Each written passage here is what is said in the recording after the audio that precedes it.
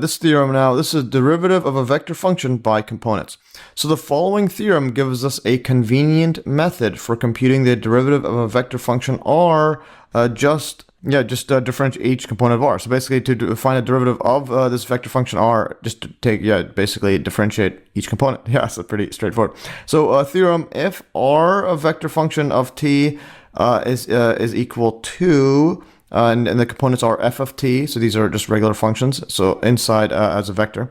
So f of t, g of t, h of t, and now this equals to, again, just using the ijk format, sort of like that.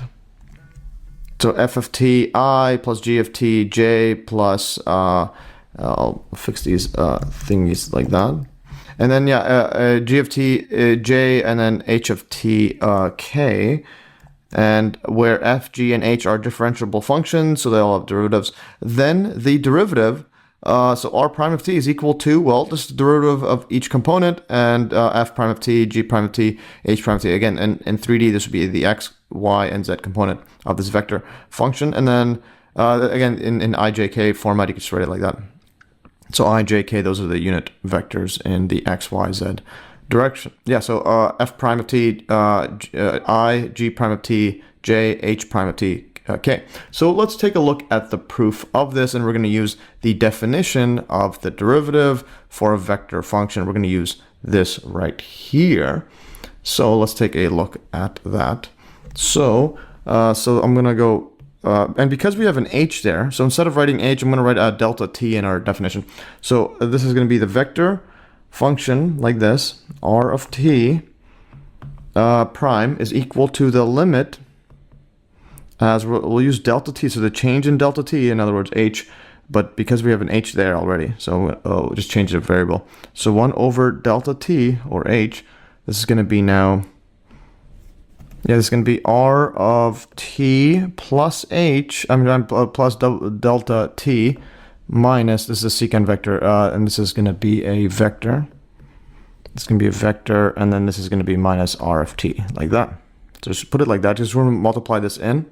All right, now we could expand this by using the components, because again, these are all just, they have f, g, and f, g, and h functions within. So this is the same thing as writing or just expanding it out.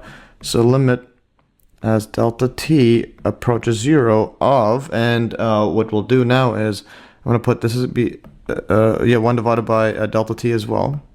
And then we're going to have a big bracket like this.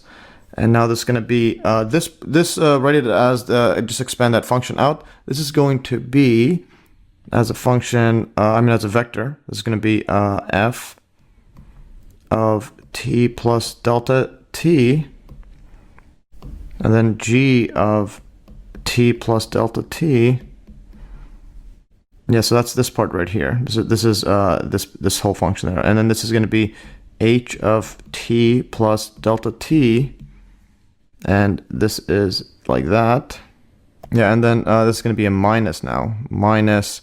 Now this part here now. So now we do that, this one over here. So that's going to be f of t, and then this is a bracket. I forgot to put it. This is going to be the triangle bracket for a vector, and then subtracted by vector phi of t minus, not minus, now it's g of t, h of t, like that. Okay, so we got that. And here what I quickly did was pause the video and then just put it all as one line. So I just moved it and shrunk it.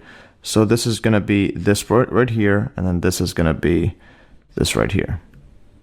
Yeah, so that's those are the two parts. And now keep going further. This equals 2. Yeah, and then what we can do is I'm going to put all of these delta t's inside here. So we're going to have a whole bunch of these.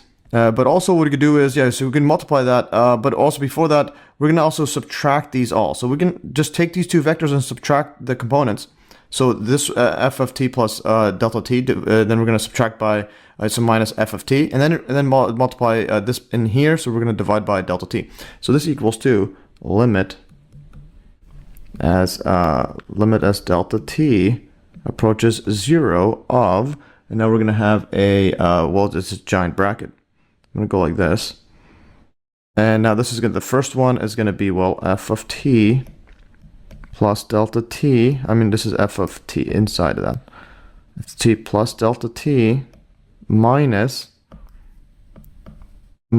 f of t divided by delta t, like that. And then the next one is going to be the same thing for g of t plus delta t, and then minus by g of t, and then divided by delta t, and then same for h. So we'll do this all now. So it's going to be g of t plus delta t, plus delta t minus g of t divided by delta t.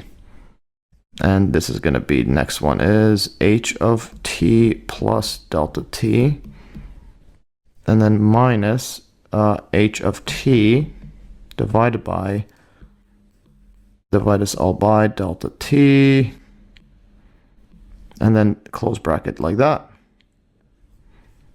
All right, and here I quickly just shrunk that in to fit in as well. And now the next one, now we get to put the limit in each one. So again, these are just basic limit laws for vectors, as I covered in my earlier videos. You just put those inside. These are just the components. So now we're going to have a giant vector where we have a limit as delta t approaches 0 of, now this whole part there. And I don't want to write this all again, so I'm just going to copy this and then paste it right here. So that's just one right there. Now the next one is going to be, again, limit as delta t approaches 0. And now we, again, do it for the same for this one. Copy this and move this over right here. All right, now the next one is going to be limit as delta t approaches 0, and copy this setup there, like that. And this is just going to be close. Oh, whoops. Yeah, whoops, I accidentally moved instead of copied. So I just paused it and moved it over there. So just fix that up. And now, yeah, and here I quickly paused it again, and shrunk that to fit in. So now this just equals to, well, this just equals to, this is just the derivative of, just regular definition of derivative of a function. So that just equals to, well, now components, we're going to have f prime of t, g prime of t, h prime of t. So there it is. We just proved it.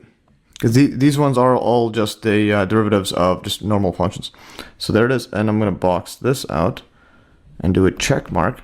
So there's our theorem. So if these r of t is equal to, it has components f, g of h functions, differentiable functions, then the derivative is just equal to the derivatives of the components. And there it is.